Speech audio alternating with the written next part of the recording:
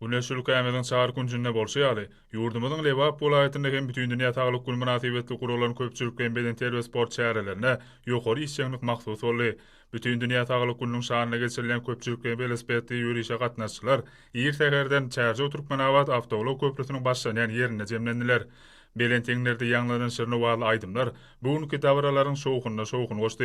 Medeniyet ve sunu saatlarının çıkışlarına Türkmen sportu, sağdan durmuş yörülgüleri, köpçülükü meden terbiyen ve yukarı neticeli sportu sürmekte yurdumuzda alınıp barlayan tutumlu işler, hormatlı prezidentimizin paratatlı baştonluğuna, yarımızdaki şanlı özgörtmeler münasip beyanını tapdı. Soňra köpçülükden velosipedli yürüýüş badal gally. Şany sene bagşlanyp, Beýik Pök ýol monumentiniň öňünde aýdym taýda çykyşlarken ýokary ruh belentlige besenli.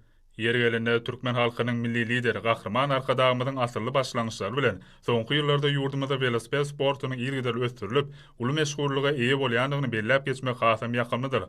Bir-birinden görkany döwrewap binalyň öňünde gurulan aýdym taýda çykyşlar, giňden ýaýwanlandyrylan sport ýarşlary, bayramçylyk ruhuny beslenýän bu çäreleri çoňur many bilen baýlaşdyryp, dawarlara aýratyn döwüş saýdy.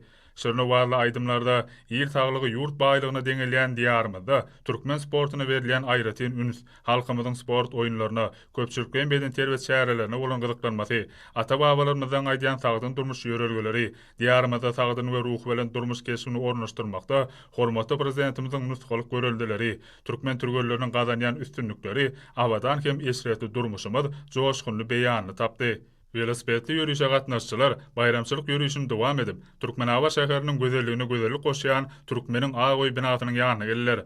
Bu ýerde ýaýwanlandyrylan türli sport çäreler, ýerine ýetirilen sport maşyklary, aýdym taýda çykyşlar, il günümiziň sport işçiligini şöhretlendirýän ajaýyp görnüşler, bütün dünýä saglyk gününiň şanyna gurulýan dawaralary aýratyn joşgum bilen beledi.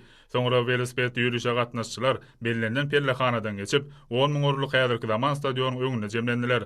Toy şahatlygyna besenýän dawaralar günde Türkmenawa şäherine köp urly sport toplumyna aýdym taýda çykyşlara giň orun berildi. Welaýatyň son 30 saatlarynyň ýerine ýetirmegine ýanglanan hoşawarly aýdymlarda sport älemi, ýurdumyzyň türgelleriniň gazanýan ýeňişleri, ülkemizde sportun östürülmegine alınıp barlayan işler, berkarar vatanımızın şanlı ötüşleri belen teňlerde wasp edildi.